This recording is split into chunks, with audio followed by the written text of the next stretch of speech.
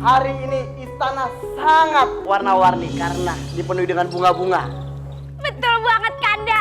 Tapi sekarang bingung kan milih bunga mana yang jadi pemenangnya. Makanya aku udah bilang jangan bikin sayembara biji bunga, tapi bunga deposito. Sekarang kan rakyat kita kok ada yang kurang mampu tuh bikin bunga deposito. Jadi cara bikin pemenangnya adalah siapa deposito paling tinggi. Ini nanam biji bunga. Emang anak kita mau nikah sama petani bunga? Apa sih?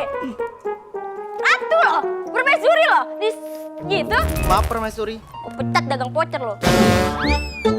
Paduka, apakah Paduka berkenan melanjutkan atau saya cancel aja nih?